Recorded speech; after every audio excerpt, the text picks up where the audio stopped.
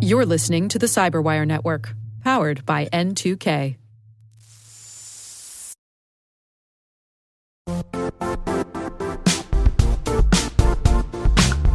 When it comes to ensuring your company has top-notch security practices, things can get complicated fast. Vanta automates compliance for SOC 2, ISO 27001, HIPAA, and more, saving you time and money. With Vanta, you can streamline security reviews by automating questionnaires and demonstrating your security posture with a customer-facing Trust Center. Over 7,000 global companies like Atlassian, Flow Health, and Quora use Vanta to manage risk and prove security in real time. Our listeners can claim a special offer of $1,000 off Vanta at vanta.com/cyber. That's VANTA.com/cyber for $1,000 off Vanta.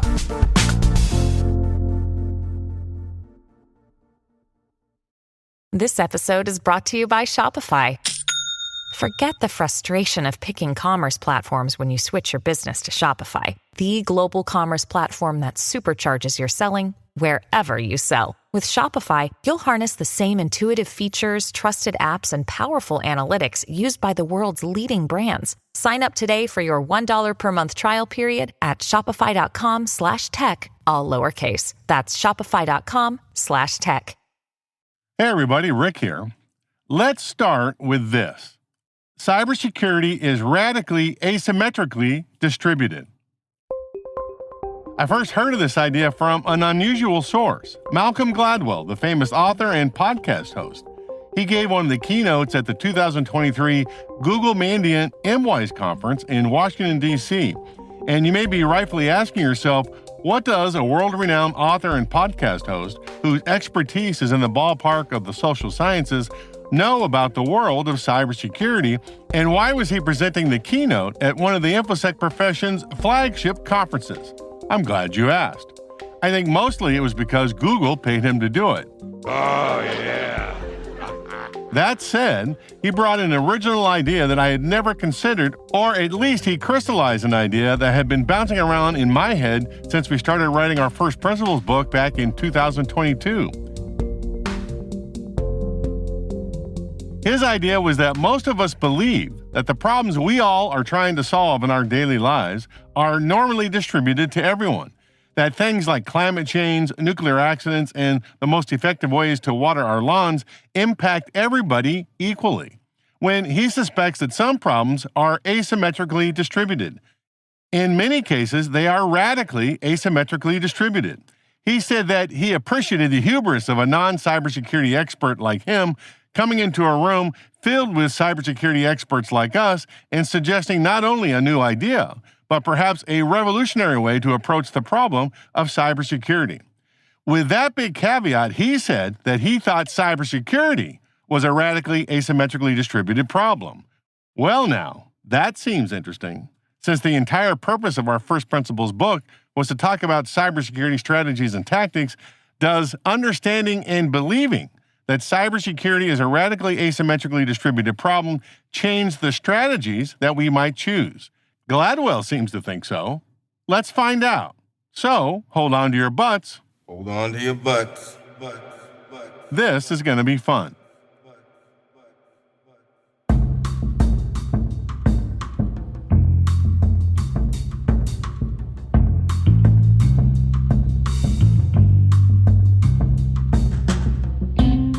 My name is Rick Howard, and I'm broadcasting from the N2K CyberWire's secret Sanctum Sanctorum studios, located underwater somewhere along the Patapsco River near Baltimore Harbor, Maryland, in the good old US of A.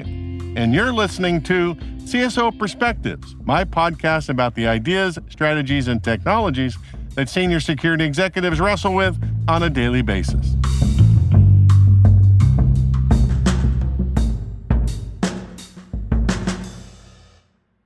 For those that don't know, I'm a huge fanboy of Malcolm Gladwell. He's the best-selling author of books like The Tipping Point, Blink, Outliers, Talking to Strangers, and The Bomber Mafia, which is my all-time favorite. It's about the U.S. Army Air Corps' glorious quest to make warfare less murderous in the transition between World War I and World War II. The men behind the effort spectacularly failed, but boy, did they give it a try. Gladwell is also the co-founder of Pushkin, an audio production company similar to N2K CyberWire, in that Pushkin hosts a network of podcasts. Out of the 44 that Pushkin publishes, my favorites are Against the Rules, hosted by Michael Lewis of Moneyball fame, Medal of Honor Stories of Courage, hosted by Gladwell, and Revisionist History, also hosted by Gladwell. And I'm a little bit envious that Gladwell thought of the Medal of Honor podcast before we did. Those kinds of stories are like catnip to me. Oh, yeah. There have been over 3,500 recipients since President Lincoln signed the medal into existence in 1861, and there are 61 living recipients as of this summer, 2024. All of their stories are in the public domain, and each one is inspiring and jaw-dropping heroic. They are perfect for a podcast. But I've been listening to Revisionist History for years. Whenever a new episode drops, that's the first thing that I'm listening to that day. He takes a subject that everybody thinks they know, revisits it, and completely blows your mind with another version of the story. His rant about how taxpayers fund private golf courses on city land that the public can't use will make you think twice about the late great comedian Bob Hope.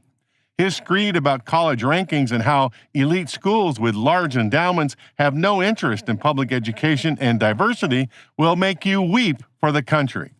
His 6-part series on gun control will make you realize that all the efforts to restrict automatic weapons and magazine sizes that have thus far failed to get through in the U.S. Congress would probably have little effect on reducing the damage caused anyway. And his current series on the run-up of the United States' participation in the 1936 Olympics in Nazi Germany may provide some insight into America's modern-day flirtation with its own version of fascism, former President Trump's version of how he wants to run the government. See what I did there? I slyly threw in my opinion about the upcoming United States presidential election, hoping you wouldn't notice. I guess you know where I stand now. I'm not supposed to talk about politics in this podcast, but allow me this one tiny digression. As Craig Ferguson, the former late-night talk show host, used to say, I look forward to your angry letters.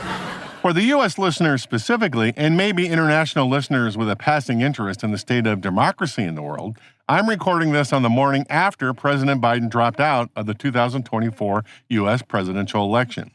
Regardless of who replaces him as the Democratic nominee, this election is unique. Normally, presidential elections are about which politician you hate or love, or about this policy or that, but in this election, those things pale to what it's really about. In this election, citizens will decide if the United States will continue to be a liberal democracy or transition to a fascist state.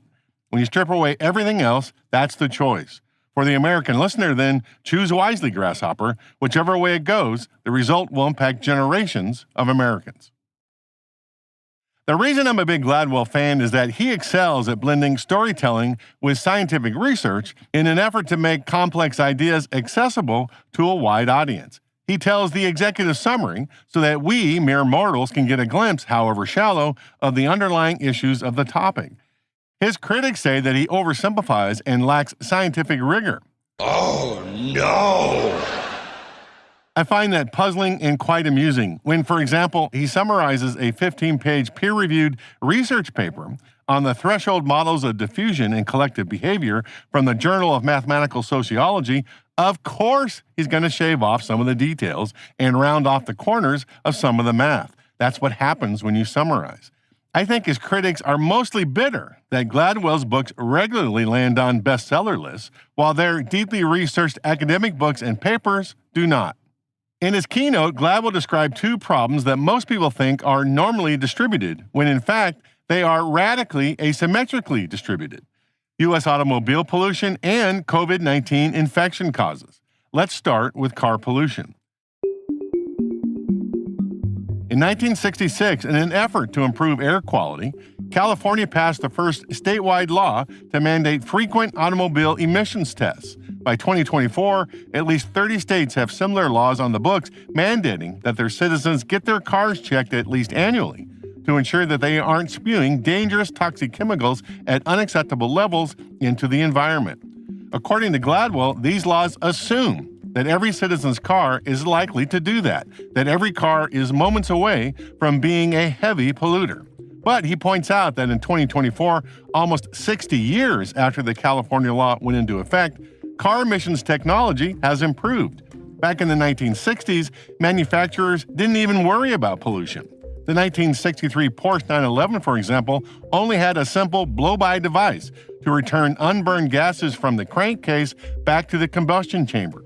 Catalytic converters weren't a universal thing yet, but in 2024, they are. Modern cars produce significantly fewer emissions due to advanced technology and stricter regulations.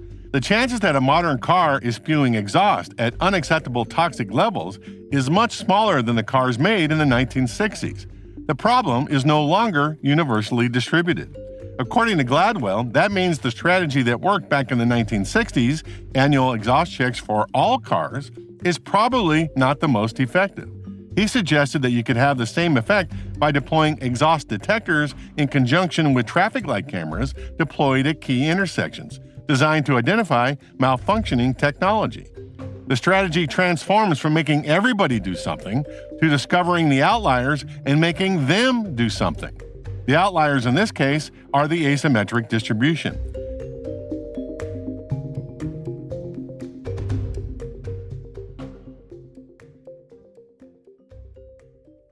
Gladwell made a similar observation about COVID-19 transmissions.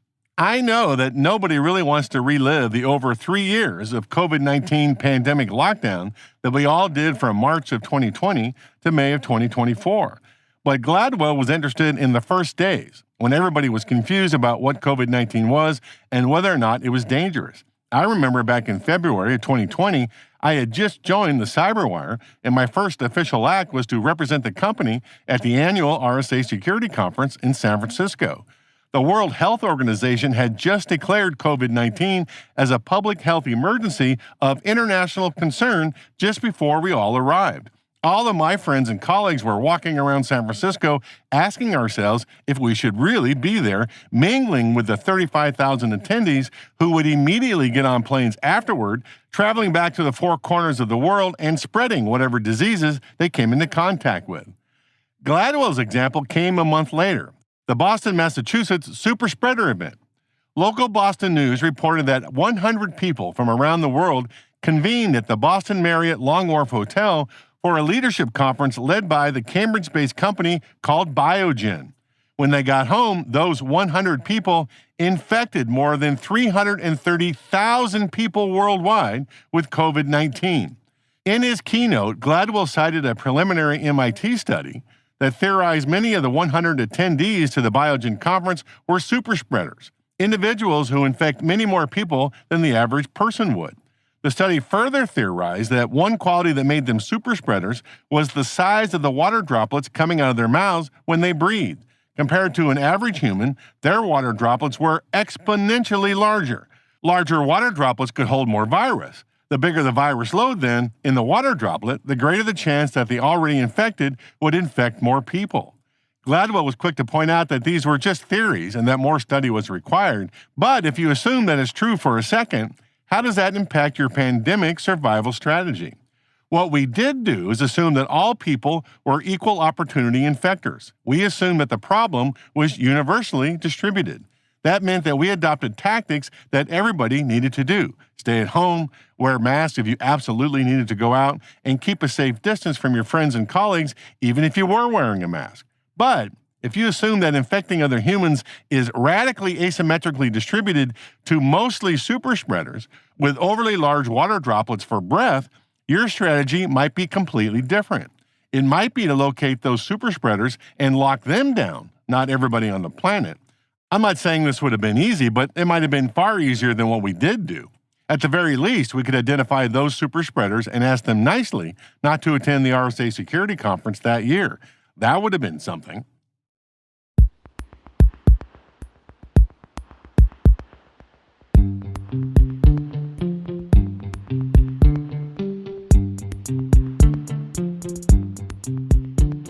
At this point, you're asking yourself, how does this apply to cybersecurity? In our First Principles book, I outlined how in 2021, the FBI said that approximately 5,000 U.S. organizations had self-reported that they had been compromised by some kind of hacker. Assume that there exists some 5 times that number who didn't self-report, call it 25,000 then. But there are roughly 6 million organizations within the United States, like federal, state, city, county governments, academic institutions K through college, nonprofits, and public companies. 25,000 divided by 6 million is a really small number. The chances that any U.S. organization will be materially impacted by a cyber attack is tiny. I've been working in cybersecurity for 30 years, since the beginning. My peers and I have been treating cybersecurity as if the danger was imminent, that at any moment we would all be overrun by the hacker hordes. That's just not true. And that's our show. Well, part of it.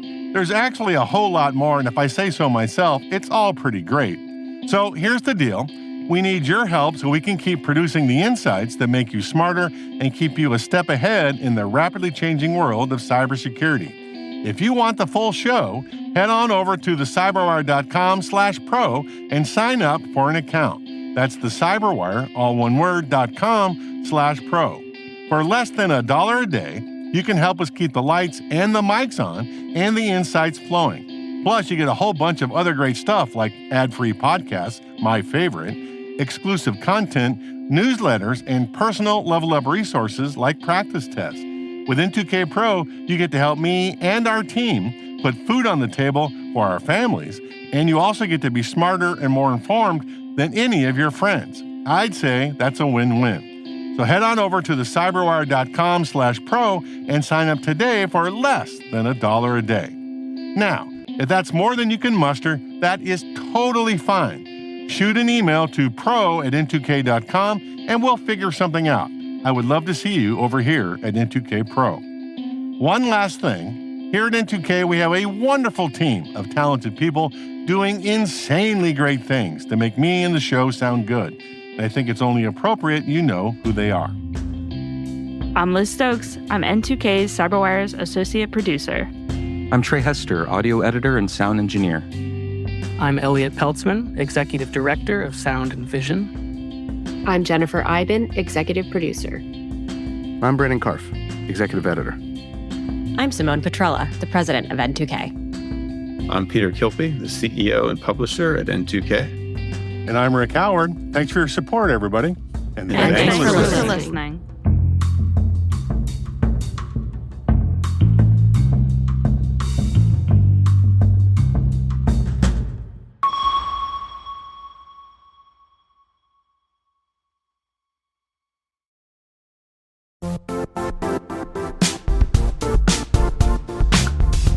Quick question. Do your end users always work on company-owned devices and IT-approved apps? If the answer is no, then my next question is, how do you keep company data safe on all those unmanaged apps and devices? 1Password has an answer to this question: Extended Access Management. 1Password Extended Access Management helps you secure every sign-in for every app on every device, because it solves the problem traditional IAM and MDM can't touch. Check it out at 1password.com/XAM. That's 1password.com/XAM.